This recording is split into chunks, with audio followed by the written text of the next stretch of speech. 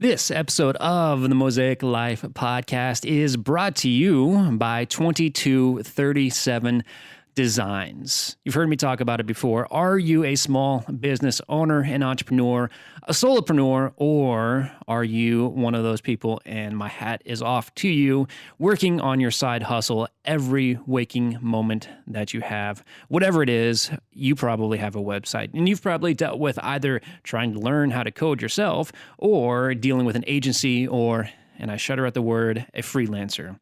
You've probably dealt with the trouble of poor communication or what should seemingly be the simple task of updating a piece of copy or even an image. That should not be a struggle. It should not be a fight. 2237 Designs is the anti-agency. You can simplify your online world with your own personal concierge web guy. And as a reminder, that web guy is me. 2237 Designs offers custom web design, maintenance, and hosting packages, all at small business prices. You can text me, you can call me, you can email me anytime you want, and your website is going to get updated when you need it, and more importantly, how you need it. New 2237 Design customers get a free year of hosting if, this is a big secret, if you're a listener of this podcast, email me, Trey, Trey, at 2237designs, that's designsplural.com, and mention you heard me talking about this little company here on the podcast, and you'll get a free year of hosting. Visit 2237designs.com to learn more. Again, if you'd like to take advantage of that free year of hosting, email Trey, Trey, at 2237designs.com, and mention you heard us on the podcast. Ladies and gentlemen, welcome to another conversation on the Mosaic Life podcast. I really don't have a whole lot to say in this introduction. The title explains itself. This is a conversation Uri and I had out of, I think, necessity. We had scheduled a conversation. It just so happened that my mood was in a downswing the prior 2 days, and I mentioned to Ernie, hey man, you know what? Let's just talk about being in a bad mood, having bad days. This is something that everybody has. And there are ways that we can cope with that and how we can move past it. And the resulting hour and 7 minutes was wonderful. Not only was it not lethargic, that's the wrong word, therapeutic for me to talk about, the seemingly immense problems in my life, and after doing so, realizing that that perspective was not at all reality. But we ended up coming together and putting out some really great takeaways for how to cope with, the feeling that all in the world is wrong, and what we can do to dig ourselves out of that pit of despair. And so, really, I mean, this is a great, raw, and authentic conversation that Ernie and I have, and I truly hope you enjoy it. We do make mention, a lot of times we find ourselves in places that are difficult, to say the least, to escape. And we put the offer out there. If you ever feel like you need somebody to talk to, and I know this feeling, I think of it from experience, you don't want to burden the people around you with the way you're feeling, you can reach out to us. We will do our absolute best to provide the tools and the resources that you need to get yourself out of this place of darkness. And whether or not we're the ones to help you do that, or we provide the great resources that we have at our disposal to help you get there, we will certainly do our best. We want nothing but the best for you, our listeners, and for those around you. So, that being said, actually, one more note. I did want to mention, I was thinking as I was listening back to some of our episodes, this show is not at all serialized. You can listen to any episode you want that you think you'll derive value from. Some people are meditators, some are not. If you're not, feel free to skip the meditations. If you just like the interviews, just listen to the interviews, and the same goes for the conversations. You do not need to listen to the prior episode to get the context for the next one. We do our very best to make sure that all of these can be digested individually. So, with that said, take a listen. Ernie and I dig into the last couple of days that I had that brought some grief upon me, and I'm happy to say, over a week removed from recording this conversation, I am back at my best and looking to move forward into the future. So I hope you get a lot of value from this. And again, if there's anything that we can do to help, you can email us at onemosaiclife@gmail.com. Thank you so much and enjoy. Welcome to the Mosaic Life Podcast. Life is an art. Every moment a picture painted in time. The color, texture, lighting, all context. The Mosaic Life vision is to cast a warm glow on your masterpiece, highlighting the struggle while showcasing the culmination of years of hard work. Join us for guided meditations, interviews with authors and leaders, and engaging conversation as we explore the depths of our consciousness. Welcome to the Mosaic Life Podcast. Ernie, thanks for coming back with me, man. Welcome. Yeah, dude. I'm excited. It's been a great journey. And we were just counting our episodes total. I think we said the 18th episode that we will release. Yeah, I can't remember anything from 5 minutes ago. So I'm taking your word for that. But it's cool. I mean, it's nice to see it transforming into what we envisioned it. And I love that it's not just 18 of the same episodes. We've got meditations, the interviews are going very well, and these conversations I value highly. So you're going to get an assortment of what we offer. Yeah. You're such a good marketer. If I'm going to get paid for it, I should probably be good at it. So no, right on. I mean, it is important for people to know in case this is the first thing they listen to that we offer quite a wide variety of tools. We do. Yeah. And so Ernie and I are doing this a little bit differently today. For anybody who even cares, Ernie lives you live like an hour away, don't you? Yeah, it's an hour. Yeah, so he's been making the drive up here for all of you fine people, which is, I truly appreciate because it's great being in the same room with him. His energy is phenomenal. But we have the technology to do remote interviews or remote episodes, and so we're giving that a try. I personally hold the audio that we put out to a very high standard. So I want to make sure that you as the listeners appreciate that and, appreciate the quality of these interviews. So if you ever have, if somebody you can't hear somebody, just let us know. You can email us at onemosaiclife@gmail.com. We just want to make sure that, this is working for us and it's working for you. So giving this a shot. Ernie, thanks for doing this. Yeah. Definitely. You're welcome for doing this. And for driving, dude, I wouldn't use an hour drive as an excuse to not have created this. It suddenly dawned on me like, hey, I could save 2 hours every week or 2 weeks by not driving. And now we have the capability to do that after we've done a couple interviews, and Jason Lang's interview turned out so beautifully because he had a microphone on the other end. And so I was like, let's just do it that way. Yeah. Speaking of which, very, I was thrilled about that. First of all, I was super excited that you brought somebody so phenomenal into my life. It was great sitting down with him and actually going through editing it and listening to every detail in depth. It was a whole new experience for me. So thank you for that introduction. Dude, he's off the hook. It was so nice to be with him, and I've probably said it multiple times at this point, but just being in the presence of somebody who's so grounded has an immediate grounding effect to you. And if you're not aware of it, you're just like, oh, this person, something. Well, I guess that's what it is. It's just this magnetic quality, this grounding quality, and it takes cultivation. Like, so the dude's putting in work. One, because the way he speaks about it, it's clear that he understands what he's talking about. But just being in his presence, he doesn't have to say a word, and you're just a bit calmer. So you're welcome, and I'm glad that definitely translated into the conversation, and hopefully it translated out to the listeners too. So again, you can check Jason out at evolutionary.men.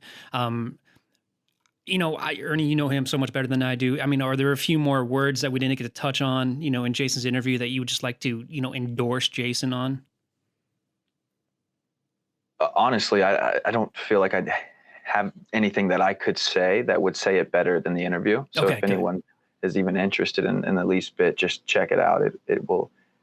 Um, it will bring several insights into your world. I almost guarantee it. And it's a challenge actually. If you're hearing me right now, go listen to that. And if you don't get a single thing from it, email me, and then I will find something free to give you. Like, I will give you a free prize. I thought you were gonna say you'd like pay them $100 or something. Like, yeah, dude. Well, I don't want to say anything yet, Right. But I didn't have anything in mind. Yeah. But I'll get you a coffee mug or something. A Mosaic really cool Life stuff. Coffee mug. That'd be pretty There cool. we go. Yeah. Hey, that's what we'll do. That'd be cool. Yeah, just check out that episode. Check out the meditations. We're doing a series on the go meditations.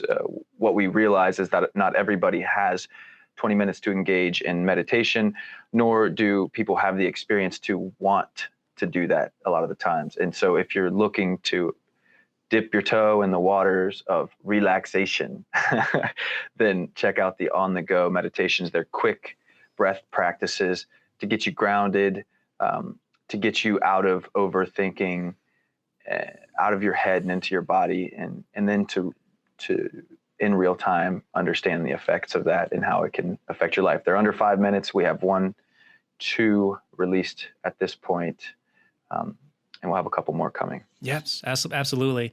And as I continue moving into 2020 with my 10 big audacious goals, and as I build the confidence to talk about them with other people, somebody that I network with each week, she took inspiration from that, and she has started, her own goals, and she has made meditation one of those goals. And I recommended that she listen to the meditations you put out there, and those shorter meditations, they really help you get your feet wet into that world. And she appreciated those. So. Oh, nice. So she did listen. She did. Yes. Awesome. Yeah. Cool. Yeah. So I guess speaking of meditation, one issue that I personally face is a lot of times will get into a very strong meditation groove where my 5, 10, 20 days in a row where I'll meditate, and then I'll feel grounded, I'll feel fantastic. But then, I will not do it. I'll come up on a day where I won't do it in the morning, and then I say I'll do it in the afternoon, and that flies by, and then the evening, and I don't get around to it. And I end up skipping it, which sucks because I feel like I've lost something within myself. And that oddly transitions into, the topic of conversation today is the last couple of days I've just found myself off, not in the place that I want to be, not the highly productive person that I am, and just not in a good mood. And I briefly pitched this to her, and he's like, just stop talking. We're gonna talk about this. Let's do this, because everybody has bad days, and it's how we cope and deal with them that allows us to get back into that groove. And so, Ernie, with your blessing, do you want to talk about having bad days? Yeah. I will say, when I just to just to add in there, to be clear, when you brought it up to me, and I said, stop, we'll talk about it. We'll do this. It wasn't like for the listeners, it wasn't like a hoorah. Like, that's not the way that I support somebody who's bringing up a conversation about having bad days. But it was like, no, shut up now. We're going to record this because this is what everyone deals with. I think this is, I'm not going to speak for everyone, but for me, having a bad day can so easily turn into a conversation about how terrible life is in its entirety, which is usually, in every case I could imagine, not entirely true. But our mind just starts to have its way, with us, and it's very easy to get consumed in that. Dude, I mean, like, it's, if you are simply going to work and coming home, like, you don't have to have a complex life for things to get out of hand or to feel out of hand. Not at all.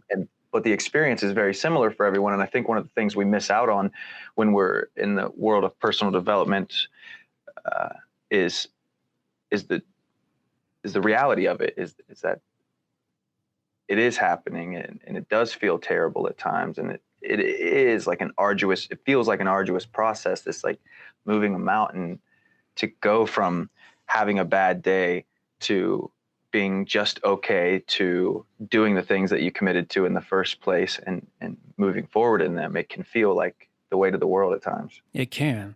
And I think you said the word. If not, I apologize. But things compound. I mean, they are little things that can gnaw at you, but as one piles on top of the other, it's bigger and bigger bites, which just wears down on your psyche. And I generally, and I've said this before, pride myself in being able to handle immense emotion, both positive and negative. But I find myself berating myself mentally when I'm driving down the road, getting pissed off at somebody because they're not driving the way that I would have them drive. When on any other given day, I can cope perfectly well with that and understand that they have a different circumstance or different situation than I do, and thus the way they're driving. And so I'm just trying to, as we talk about this, I'm trying to recollect, where things started for me yesterday. Or, I guess yesterday's relative, but for me right now, it was yesterday. I had a meeting in the morning that I got there expecting to, give my report, talk a little bit. I got thrown into the situation because the schedule got a little bit shuffled around, and I ended up meeting somebody who was high up in a company, and I did not feel prepared. So that kind of put me in a place of vulnerability. And then, later in the day, along those same projects, I sent an email out to somebody, and I never got a response about that particular email, but I got a response on other emails, and that just kind of made me self-conscious. Did my contribution to this project, was that not, was it poor? Was it, not warranted? And so that just got me into a place of, critical self berating. So the rest of the day I didn't want to do any work. I just felt like sitting on the couch, and I didn't do anything. I didn't do shit. I was going to work out. I was going to run. I didn't do any of this. I just watched Netflix, and I sat in my own self-pity. But, at the time it felt, very real. It was this guttural feeling that I don't feel good about myself. And, just the little things kept piling on. And, here I feel myself a day later, still dealing with the weight in the wake of it. And, it's having that 20,000 foot view and saying, okay, these problems, they feel real, but, at this level, you can get through it. You can get through it. Yeah, man. First of all, I feel you.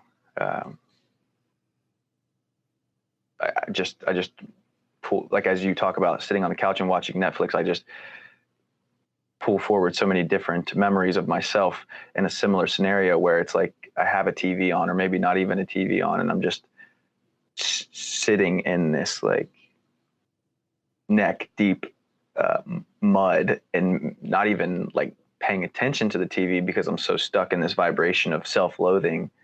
And it can be terrible sometimes. There's so many things to unpack from what you shared.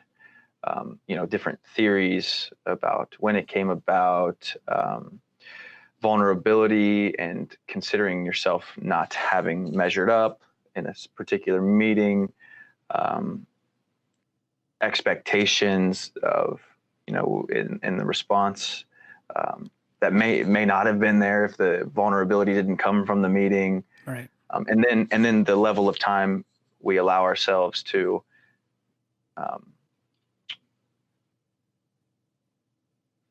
sit in it, for whatever reason, and why we do that, to the point of coming back and actually feeling energized about life again. And it sounds like you're still on that upward trajectory now. You say I don't think you used the word hangover, but the interpretation was that you still have a hangover from yesterday today. Yes, that is a great way of putting that. But I want to really hit on being on the upward. And I will say right now in this very moment, I am, and this is a revelation for me, just talking with you and putting it out into the world. This is helping. I know we're doing this as content and as a podcast, but talking with you is, I don't want to say it's making my feelings feel silly or invalidated, because everybody's feelings they're validated within, but it's making you realize that, things are obviously going to get better. Nobody, thankfully died, and, nothing is dire in my life right now, but it's just making me feel better. And, it's that feeling is that feeling that's deep inside of you that you can't change with a different thought, that is being adjusted at this very point in time, just having this conversation. Mm-hmm. Yeah. And I want to celebrate that because that's great to hear. We're actively doing that as you talk through it, and simply talking through it can do that, or can take a lot of the weight off, being heard and felt and seen by another person. And then I also want to just track through what I had to develop to be there for you in this moment, like I just did. Because I think a lot of times when somebody's going through something, so I'm taking the conversation away from the idea of we're going through something and this is how we work out of it, but also now I'm going into the idea of supporting somebody going through something. And of course, we feel for people when they're struggling. A lot of times, though, if we're not fully engaged with them when they're sharing, they get to the end of what they're saying, and then we're just like, oh shit, their life really sucks right now. Like they really fucked up this week. And then the thing that comes up is like, oh man, I'm so sorry. Like it'll get better. And, or that makes, like, it's all good. Like people struggle all the time. Like that would, I imagine, from experience, would not bring the same relief for a person as somebody who listens and empathizes. So, I'm not only sitting here listening to what was happening for you and envisioning that, but I'm also feeling what it's like for me when I'm in that place, and then tracking through, the experiences you had, and saying, not only did I hear you, Trey, how excruciating it must have been in that interview, or in that meeting, and it being unexpected when this, executive showed up, and then feeling like you bombed it, and just how that would feel, and then how it would, compound when you went to send an email and then your expectations got the best of you. Yeah. Right. So like I not only listened, but I'm feeling it because I've been there, and I'm taking the time actively to feel it with you, and then to validate it, like you're saying, to show you, to be here with you and say that it's not, it makes sense. Like you're not crazy, you're not alone. And that's a power that we have that I fear a lot of people don't take the time to cultivate. So that's just something I wanted to add in there, because it's not a natural process for me, but it's something that I've had to work on. And I wanted to share that with you and the listeners. Yeah. And that's not only appreciated, it's something that you're absolutely right. I want people to be able to have the tools to do exactly what you just said. And a lot of what you just said, it harkens back to some of the conversations we've had on Buddhism. And the more I learn about that, the more empathetic and open I want to be to offer that to not only yourself and others. What was I going to say? It's all right. We could get back into the conversation of, what happened for you throughout the day, and then various ways throughout that experience that you could have adjusted, or we could look at ways that you could currently adjust, or we could look at the impetus of it, where it really started to begin for you. Certainly. And just, those are some ideas that I have as we look to, one, shine light for you, and then also in that process, do that for listeners. And I do want to, there's one thing that I do want to point out, is that, our perception a lot of times is not reality. There's this mysterious email that I sent that I did not get feedback on. It may come back to me tomorrow or the day after. And, get astounding, acclaim, hey, I love this, let's move forward with this. Or, it just may be, something that was seen, but, could not be acted upon right now. So our perception is almost always so much worse than our reality. It's just the narrative that we build up in our minds that I think really affects us and affects, our feeling and our outlook. And it's worth me saying that not only to you, but to myself, because it's a great reminder. Yeah. And right along, if we had come into this podcast and specifically talked about this email alone,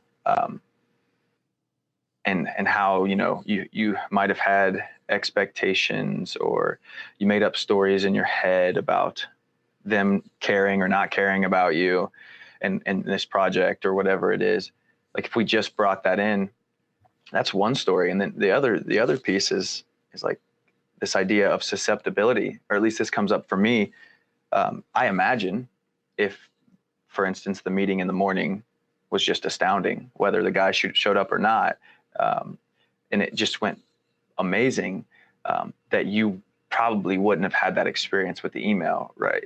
There's this level of susceptibility, and a lot of times I believe people grab onto something and they say, this is why I feel this way, or this is what happened, and then things started to go to shit. But there's always this precursor. You're absolutely that right. kind of just like broke down the wall a little bit, or broke a leg off the stool, or just kind of like, started the dominoes, and then you were susceptible, or then a person is susceptible to these small things, like getting bent out of shape over an email, which happens, or a text, like it, Right. It almost happens. It probably would have happened, that story or that feeling would have happened if things would have went well in the morning, but you wouldn't have maybe attached to it, is the story that I'm making up. But you were like susceptible to fire at that point, because you were already vulnerable. You were already down on yourself. And then it's like, well, now this fucker doesn't love me. I'm exaggerating, but. Yeah, you are absolutely right. It's the only metaphor I can think of is, I got a small cut in the morning and I couldn't stop the bleeding. It just, the wound just got bigger and bigger and bigger.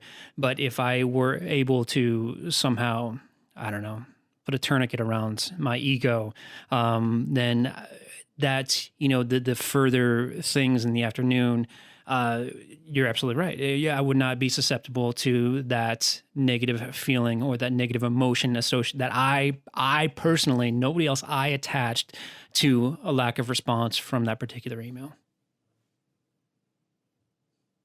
Yeah, it's the fun little game of the brain. So fun in air quotes. Yeah.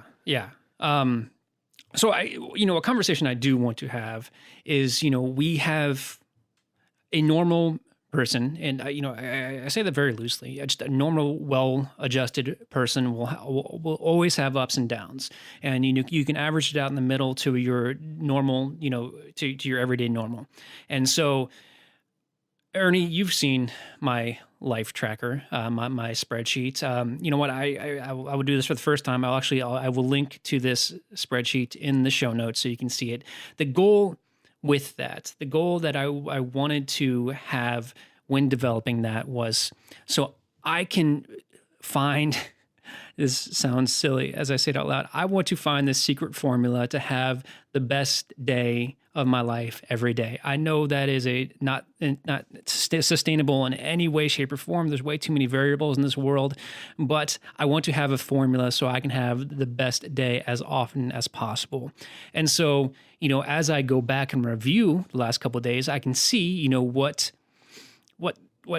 influenced my psyche, my physical self leading up to those days. And so I just want to, you and I have talked a little bit about ups and downs in our everyday lives. I mean, what is your belief when it comes to, the wave of emotions that we have day in and day out? I mean, do you think you can maintain a level high, or do you think that every high has to have an equal low? Well, I I don't have yet. I don't yet have the belief that every day can be maintained at a level high.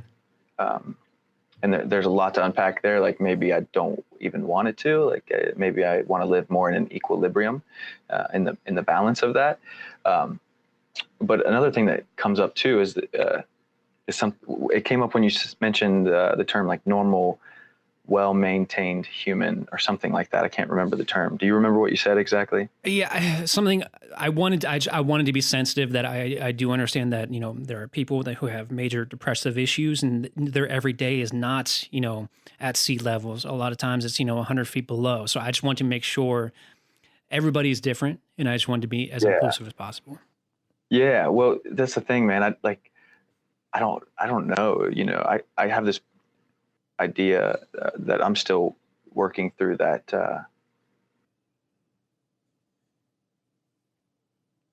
there's no necessarily normality when it comes to emotional response to the world, and I feel as though that cuts people off. Not you were cutting people off. I understand the picture you were trying to paint, and it all made sense. I'm not going in it the way you said it. Sure. But what came up for me is this idea that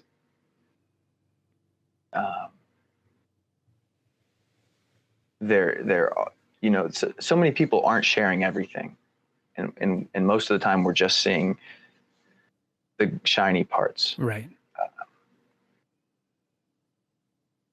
And so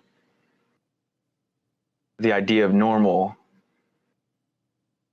it's like, man, I at this moment, I am better off emotionally than I've ever been, but to this litmus test of, having it all together,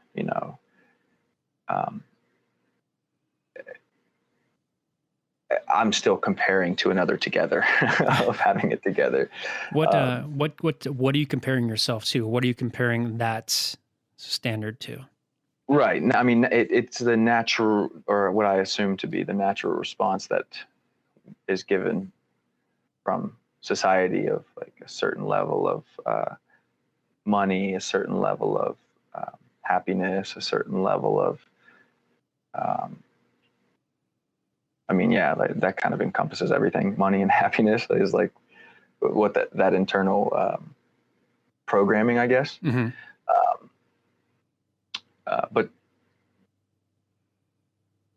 But the challenge, I think, is not having that aversion to. It's not like getting rid of that aversion necessarily, but not allowing or sustaining our attachment to it.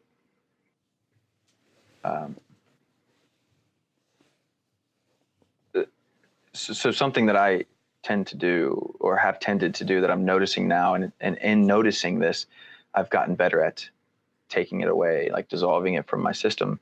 But and this could have been true for you yesterday, or maybe not. But sometimes things will go wrong for me, or won't turn out the way that I want, and then I will go into the self-loathing, the berating part of myself, because I didn't measure up to some made-up standard of what I was supposed to be, and the result didn't show exactly what I wanted to prove, to validate that I'm good enough. And this, I'll sit in that, that neck deep mud, and what I realized a few months ago is that I was punishing myself. That's literally what I was doing. Not like, oh, you're punishing yourself if you stay in that place, but like there was a part of me that thought I had to be in that place because I'd done something wrong and I deserved to be punished. It just kind of like clicked one day. I was walking through Pier 1. I swear, like I was walking through Pier 1. I had waited to the last minute. Actually, it was almost a year ago, because I was buying presents for Mother's Day on the day before Mother's Day. And I tended to always wait until the last minute to get gifts. And I'm getting better at that because of this awareness. But, but what I realized is I'm shopping through Pier 1 in this like sheer terror that I'm going to not be able to get a good gift and that it's all going to be hokey bullshit stuff that I put off of the Pier 1 shelf like I was doing because I waited till the last minute. And sure, I did wait till the last minute, and sure, I could have started earlier in my shopping and gotten a lot more thoughtful gifts. I could have done all of those things, but the only reason that I was shopping and feeling this sense of self-loathing was because I felt like I needed to feel that way. Like I'm not good enough and I'm supposed to feel bad right now because I didn't do the right thing. But it's like, wait a second, there's another choice. There's, oh, I didn't do these things. Okay, I want to, in the future, start searching a month or two ahead of time. And I can enjoy shopping right now, the day before Mother's Day. Right. I can enjoy it. Like I can be excited about being in here. There are two workers over here that I could actually enjoy my conversation with rather than checking out with my head down and making, dumb little jokes to divert the conversation. I could actually enjoy it, but I was literally punishing myself. So I want to ask a question. Sure. You talked about doing the right thing, and I'm going to ask this question. I want you to think about it. I don't want an immediate answer. In that situation, what was the right thing? Was it buying a gift for your mother, period, stop? Or was it buying a gift for your mother 2 months ago? What was the right thing? Yeah, that's an awesome question. I was buying a gift for my wife for Mother's Day. For your wife, I'm sorry. But, no, it's all good. But the right thing is the thing that I know that I want to do. So it's not if I wanted to wait till the last minute, then me attaching to the idea of buying something 2 months earlier would be me attaching to somebody else's idea of the right thing. But I know within me that I would have liked to have presented a much more thoughtful gift. That makes sense. I get you. And I didn't present myself with the right amount of time. So whatever a person wants to do, whatever I want to do, the right thing is doing that. Yeah, absolutely. In my opinion, in this case, I guess. Okay, that is a very good clarification, and that helps. Yeah. Now, one last point. Apparently, I said something to you at a concert we went to last fall. Alan Raymond, phenomenal artist. Check him out on Spotify. 2 L's. He unfortunately, I guess he had a throat sickness, so his set was cut short. But I guess I had said to you, Ernie, that if the artist does not acknowledge something is wrong, the audience very likely will not see that something is wrong. And so, is that what I said? First of all, I don't remember exactly what I said. Yeah.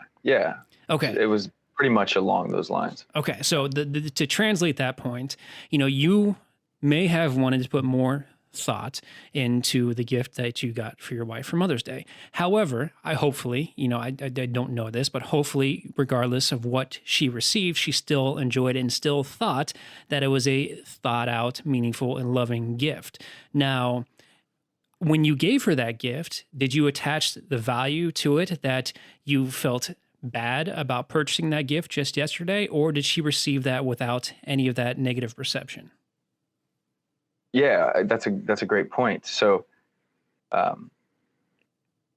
realized halfway through shopping what was happening, and I immediately shifted my perspective and started to enjoy the fact that I was doing it. Good. Now I could have not noticed it and then, taken the gifts the next day and said, I'm sorry. Like you were saying, just like telling the audience that the set was cut short because I was sick, and then they're like, oh man, he had a short set. Or not just say like, thank you all for coming out, and I'm out. And they're like, oh, that was awesome. I want more. Right. And so if I would have sat in it, I could have said something. I probably would have said like, I'm sorry, I didn't, shop early enough. So I just got you this stuff. And then I would have textured the gift with that own self-loathing that I, had. But I changed myself from that in the moment when I noticed that, I became aware of it, and I made a decision that it wasn't who I was, and I wanted something different. And so I enjoyed the shopping, and then everything after that became art. So the way that I presented them to her the next day, everything from that point forward became a well thought out, thoughtful gift presentation. Like when she walks out of her room, out of our room in the morning, it'll probably be this light out, and there, before she turns the light on, maybe the light will be shining right here, and maybe she'll look right over here because XYZ, and then boom, that's where the gift's going to be sitting, right? So then everything became what I wanted it to be in the first place, a well thought out gift. That's beautiful. Yeah. That's beautiful. Not to get too far out of the bad day conversation into like gift giving. No, but, not at all. Definitely has relevance here, like this whole idea of getting sunken into the. And there's one more point that I want to make along the gift giving premise is that I have found it seems like it has become a tradition for people, especially during Christmas, when a gift is given, prior to it even being opened, the people that I'm around will say, "Oh, this is just something stupid that I found." And I don't want to critique those people by any means, but I just want it, that to me, I would never do that, or I'm sure I probably have in the past, but having the self-awareness that I do now, I would never do that because it cheapens the experience. What they're opening is an experience. It's, I'm really excited about this, whether it's a little tchotchke that cost a couple bucks from, CVS, or, it was a $50, gift card from Barnes and Noble. It doesn't matter. They put thoughts, they saw something that they identified as something that I would enjoy. And so it was given to me. And if somebody, has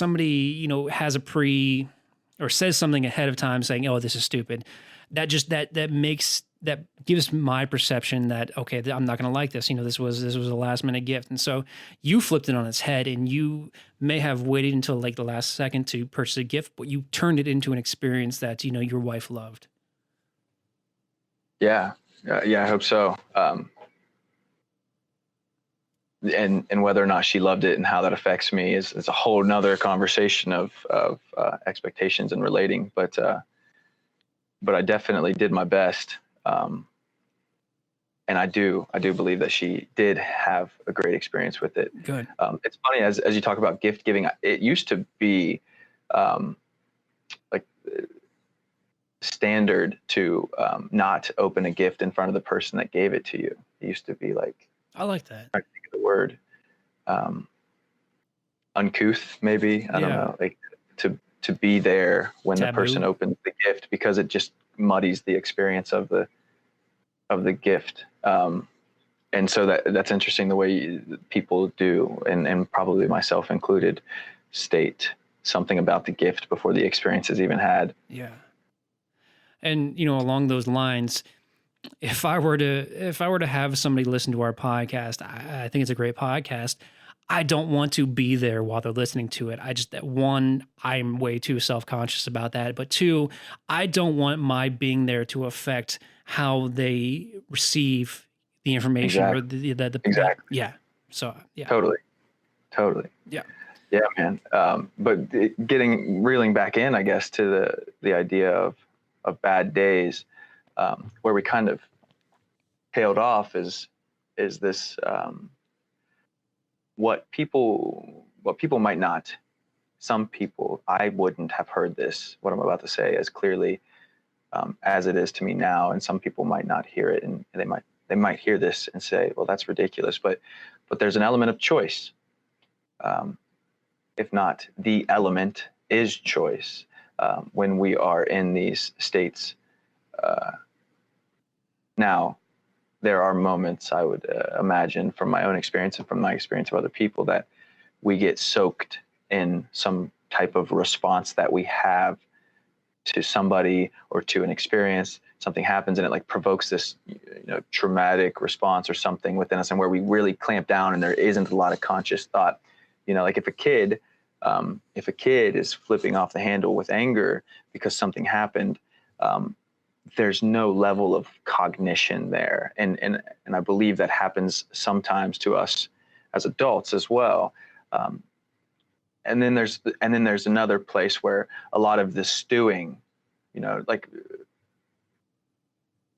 after this response or after something happens, there's this level of stewing that we have. And there's the conversation to be had around, what do you do when you're stewing, and how do you come out of that? Right. Because, it's, in my opinion, the stewing sometimes feels good. Like there's this texture of it, like being angry and pissed off at the world. Like there's this like nature about it. It's just like, it actually has a quality that's invigorating sometimes. I don't know. What's coming up for you? I agree with you completely. I know I can feel what you're describing, and you're absolutely right. If I were to, shut everything off right now, phone included, and just sit my ass on the couch and just stew in my own misery, there is an element to that feels good. It feels as if I can shirk, all of the responsibilities in my life and all of the positive and negative relationships, and just say fuck you to everything, and just sit there knowing that, me right now, this is all that really matters. That there is a very good or cathartic feeling to that. However, something I said about that is very important. To be able to have that feeling, you need to cut yourself off from the world. Stew all you want, get it out of yourself, but do not let that feeling out into the wild, because you can't let it affect your relationships. Because as bad as you feel, other people, one, probably don't know about it, and two, they are not feeling it, and they still have they are still holding you to a higher level. And so when you get back up to the level, you can resume that relationship. But if you're bitching about it, or if you're complaining about it to another person, you're going to bring the perception of you down. And so I completely understand what you're saying. There is a very visceral feeling of, just being miserable and being pissed off at the world on your own time. Does what I'm saying make sense? You don't want to. Yeah, totally, okay. Man. It's like, and so I'll just say this now. We didn't come to this conversation with like the 12-step list of how to get out of a bad day. Right. What we wanted in this conversation was a really organic, process of what happens and then where the conversation goes. So, we do hope to get, by the end of this conversation, some actionable, or we have our own, and we'll talk about those. But that's just a little caveat there. I know sometimes people record podcasts in this nature of personal development, and it's like 10 ways to get your New Year's in line, or, 12 ways to recover from a bad day. Yeah. But I really like sinking into the experience of what it is to have a bad day, because a lot of people don't have the conversations at this level with their friends or family or their coworkers or their colleagues, and enough to realize that your bad days are not ridiculous. Like the way that you experience pain and suffering in your life is not this solo act that is only you and there's something wrong with you. But like these elements that we're talking about now are what I imagine to be things that other people are experiencing that they haven't really even spoken about or had a finger on for themselves, because it's not something that's often talked about.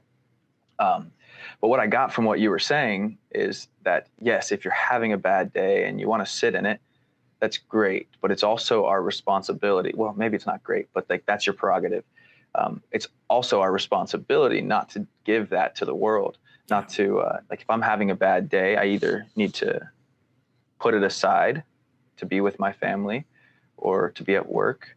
I need to address it with my family, either put it aside and deal with it another time, like set aside a time to deal with it rather than just put it aside forever. If it's not something I can deal with my family, to put it aside and then be with my family and then later take care of it, or address it with my family if it needs to be addressed with my family, or completely separate myself in that moment from my family. Because if I'm in it, my responsibility as a person, as a man, to not just start giving it to people, start vomiting it out and saying, here's my pain, you should feel it because I'm in pain, you should be in pain, and Right. or whatever it might be. But that's essentially what we're doing when we have our own response to the world, and we're saying things from that place. Like, we got to catch ourselves. And I think that's the first step, is being able to just not do damage, right? Like, when I'm sad, the first step for me, don't do damage. Okay. Most of the shit that's going to come out of my mouth right now, Ernie, most of the stuff you're going to want to say right now is not accurate and is going to hurt, Right. or it's going to have a little off color to it. So just don't talk unless you're very clear on what's happening. And that's literally what I'll do. Is sometimes it's just like, I'm not talking right now until I can get away from this moment and manage whatever's happening within me and come back to it. That's very good and very, very important. And so, yes, you said we will. Well, let's talk about action. Let's talk about, what it is, that we are recognizing right now. Okay, not in a great place mentally. What can we do about it? The first thing, as I think through this, the first thing that I will tell myself is that, okay, this is temporary. This is going to get better. I'm still alive. That is a win. And so there is a situation that is, or a combination of situations, circumstances, or variables that is bringing my happiness down, but it's going to get back up at some point in time. What can I do to fix that situation? And this is going to be different for everybody. We don't live in a vacuum. For me, you were absolutely right. I'm being raised back up gradually right now. And so as I continue to lift myself back up, one thing I'm going to do today is to treat myself a little bit. I'm going to go for a run because it's been a few days since I have done so. I didn't get a chance to yesterday, so I'm going to do it today. Ernie, what do you do when there's a situation that is internally bugging you? There are very few external variables that you can approach and say, okay, let's fix this. What do you do to raise your mentality back up? Yeah, I'm like, as you're talking and we're moving into this segment of the conversation, I'm writing a little list here of ideas that, not ideas, of things that I have taken on in my life to help me move through those moments. And what I'm like feeling like is that I've been a doomsday prepper in some form, where it's like, this is, now I'm prepared for any doomsdays, because I have my bug out bag put together. But right now, ladies and gentlemen, Trey and I will unpack the bug out bags of bad days. Yes. That should be the show title. I'm just saying. Bad day, bug out bag. Bad day. All right. I like it. Don't do that. Okay. Laughing. Yeah, we'll put that in there. Yeah. Although when I'm super angry and someone makes a really good joke, I'm just like, sometimes I just go straight smug and like, your stupid joke, and not listen to that. So that might not be a bug out bag. Yeah. Item. So one thing, man, that actually came later, but has been the most effective. So this only came into my life as a resource, as a firm resource that I almost immediately will turn to now, is a support system. So having a support system of trust, somebody I trust in my life, or multiple people that I trust in my life, that I can reach out to in a moment where my mind feels like it's in crisis. Most of the time when things are happening and we're having a bad day, there maybe isn't a crisis, but it certainly feels like it. And having what I want to call in this moment a portfolio of human beings that I trust is the first and easiest way to get out of that. So what I mean by that is people that can listen, people that can empathize, and people that can help me work through things. So, or if you don't have that yet, a method by which you can express these things. For me, for a while it was journaling. So just a way to get it out in order to, give that, or not give that, but to air it out first of all, and then a method by which to move through it. So whether that's reading your journaling or hearing a person talk through it with you, I realized that's been so powerful for me. Two, I would say having particular practices that work to remove the energy from your body. Running, punching a bag, going out in the woods and sitting, going out in the woods and screaming,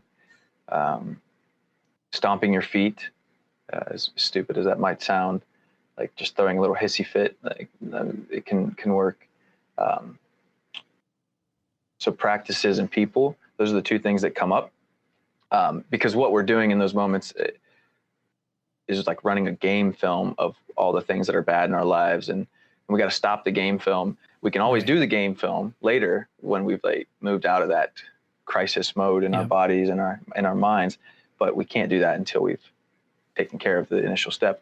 Now, the other thing that comes up as I say this for myself is that there has to be a decision that, like a container or a commitment for myself to not sit in it for too long. Yeah. So it doesn't matter how many actionable items or people you have on your list if you're not picking up your phone and calling, if you're not sitting down and being still.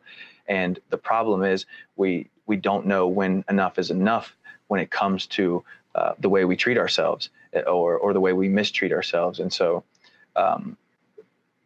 if anybody listening to this, like myself, has been in a place or is in a place where you can go days or weeks or months sitting in a bad day from, you have a bad day in December and you're sitting in it at the end of January, that bad day that you had, it's just been compounding.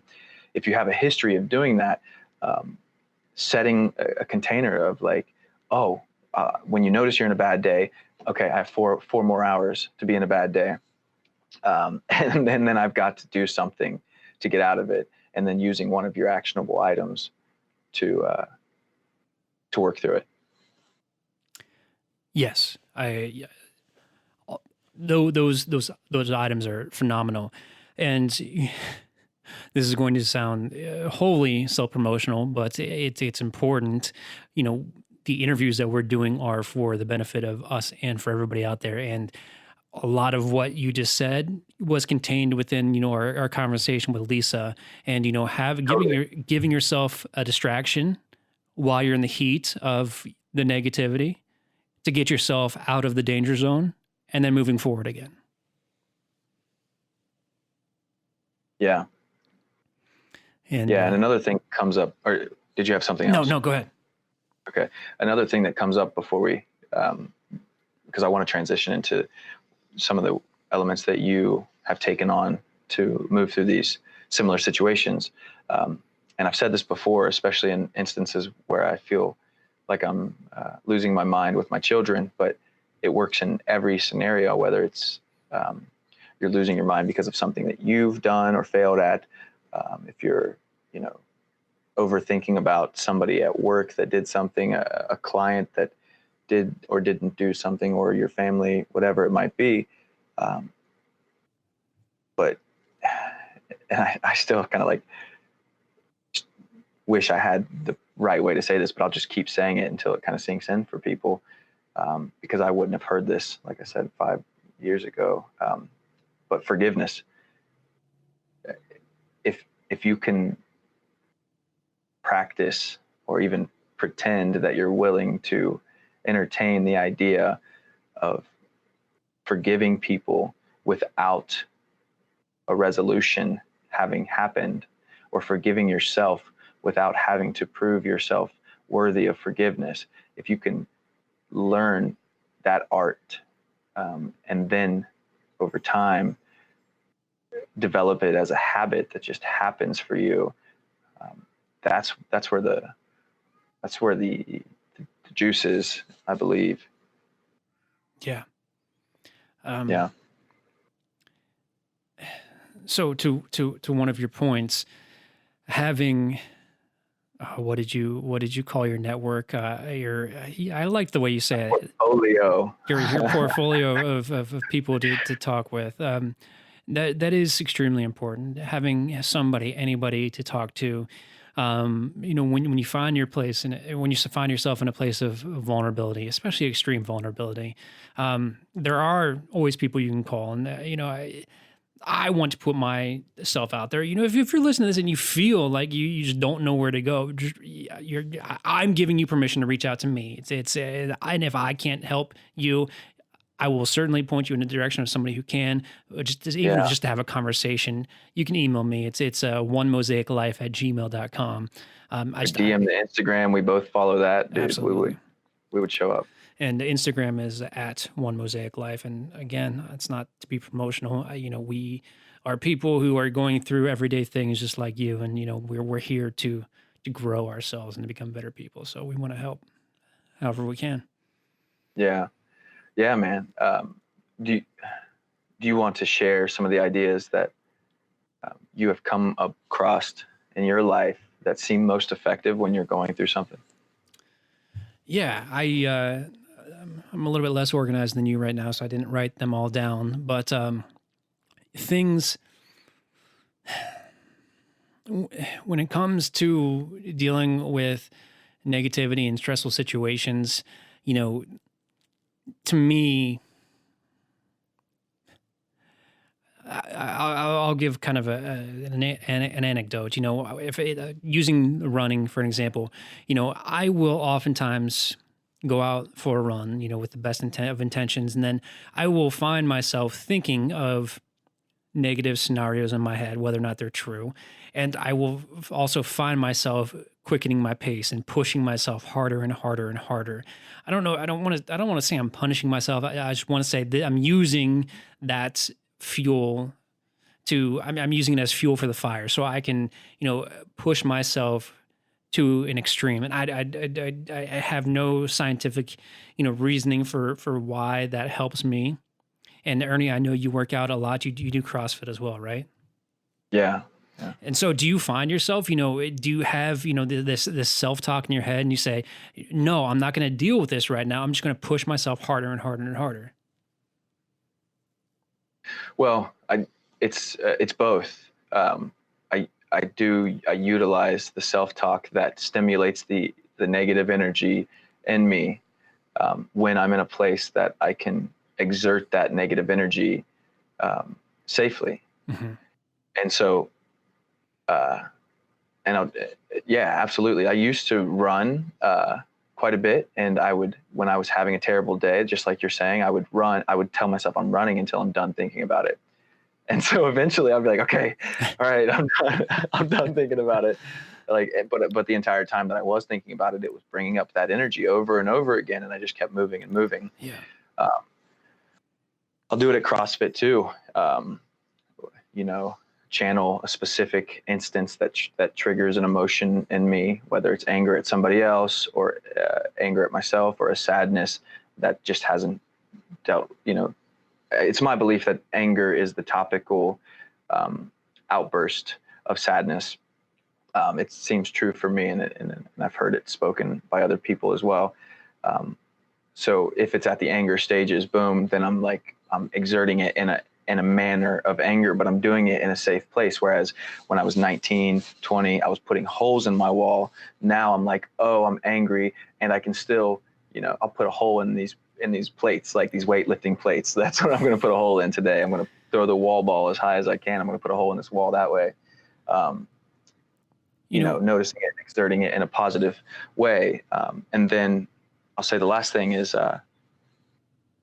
and then eventually it's a sadness. And I realize that, or maybe since I've done this work through the anger, it just starts to show up as a sadness. And then I find a safe place to exert that, which is I put on a playlist of sad songs that I've created, and then I'll sit on my Zafu and I'll circulate my mind for those thoughts that were coming up whenever that sadness came up, that specific instance.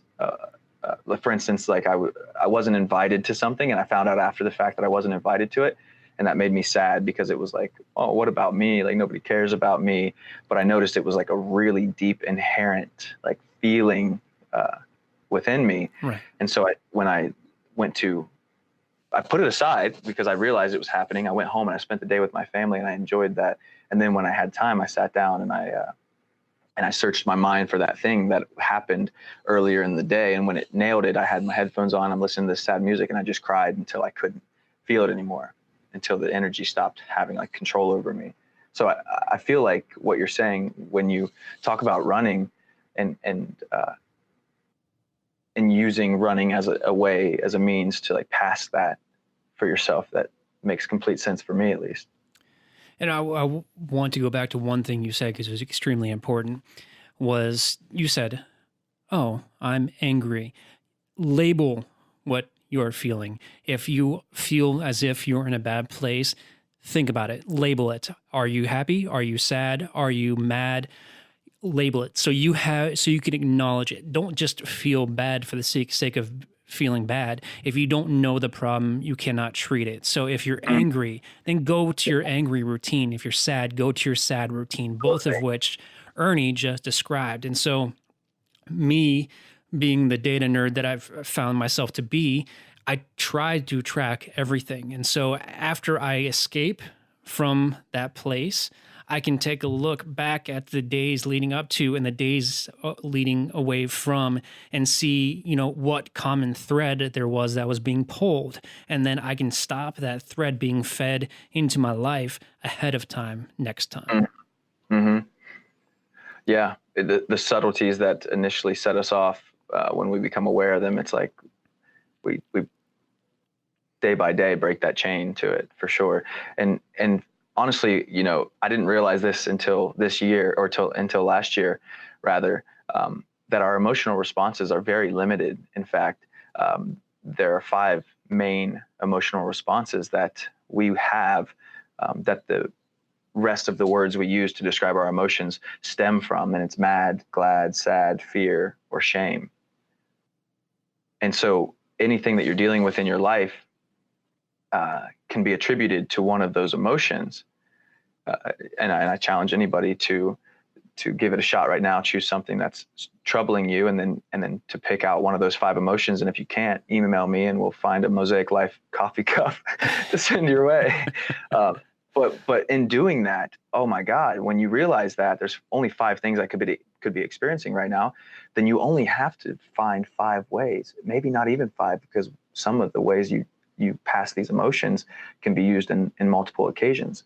But at most, 5 ways for you to move out of an emotional response. And the first step, like you're saying, like Trey's saying here, you got to label it.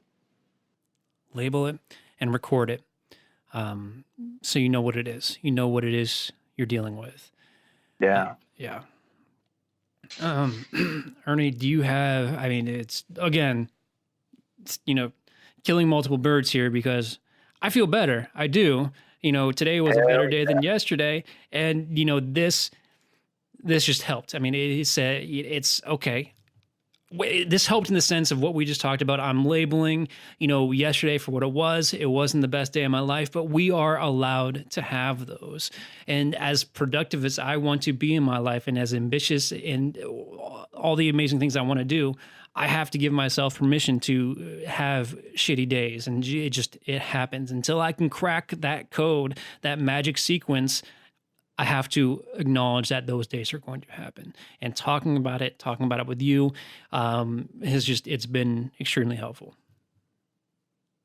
Yeah, that's great to hear, man. I mean, you know my number, man. And yesterday at 2:30, if you were watching Netflix and you realized you were done with the feeling, I'm there, man. You can always hit me up that way, and then, or we can record a podcast on it. That's perfect. and release it. But yeah, it is nice to hear that. What I imagine will happen is you'll leave this podcast, we'll hang up, and you'll take a deep breath, and you'll be like, all right, what's next? And then just move into it. Yeah. Exactly. Well, I think, correct me if I'm wrong, you said you need to bounce at 3:00 or 3:30. Yeah. Okay. Well, I mean, it's a good time to wrap up. This has been Cool. an incredible episode, It has. and I really can't wait to share this with people. And It's something that this is something that we deal with every single day, every day. And, these conversations are about having, sometimes difficult conversation with each other so other people can benefit from it. But I don't know anybody who's never been depressed before. I just don't. I don't. And, we aren't presenting, a handbook for not feeling depressed. It's how you can move yourself forward and past that. yeah, man, start getting around people that that care about you, that have the same ideas. Find that network, find that tribe.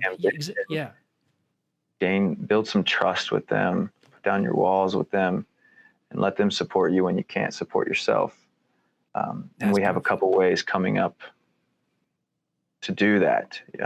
We're building a tribe ourselves with the Mosaic Life podcast.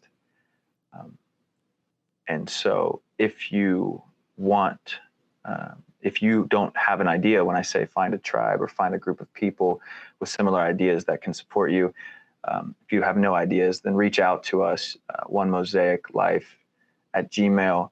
We will put you on Trey's mailing list. And when those moments come up that we can invite you to be a part of groups that are doing the work that we've been doing, or groups that we want to share that work that we've been doing with, you'll be one of the first people to know. 100%. Yeah. You said it perfectly. And in regard to what we're working on, I can only imagine that shortly into February, you're going to be hearing a lot more about that. So please keep listening and, let us know what we can do to help you, whether it's to find your tribe or just to talk, man. We really enjoy talking. So. Yeah.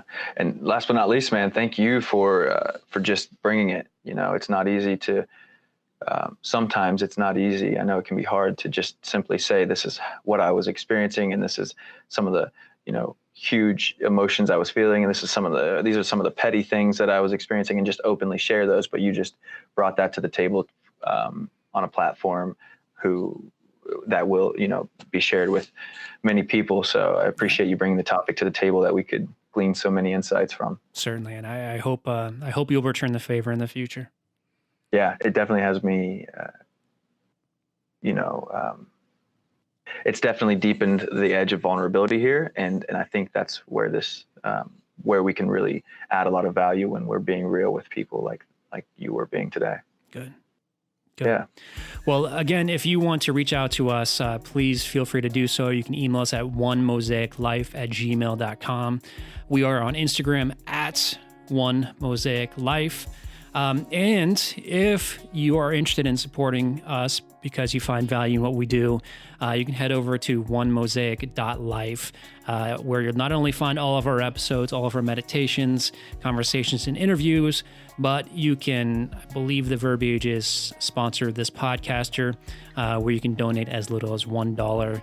And each and every dollar helps us better what we're doing, and we enjoy doing it, and hopefully you do as well. So thank you all for listening. Yeah, we love you guys. We do. Stay tuned for more great episodes to come, and be well. Thank you all so much for listening to this episode of the Mosaic Life podcast. Hopefully the conversation Ernie and I had about bad days and coping with downswings and mood is beneficial to you. Again, if you want to reach out, please don't hesitate to do so. You can email us at onemosaiclife@gmail.com. And of course, we are also on Instagram at onemosaiclife. Again, this episode of the podcast was brought to you by 2237 Designs. Simplify your online world. 2237 Designs is the anti-agency and your concierge web guy. You can get a free year of hosting if you email me, Trey, at 2237 Designs. Mention you heard about 2237 Designs on the podcast, and we can work that free year of hosting into your future projects. Again, thank you so much, and we will be back next week.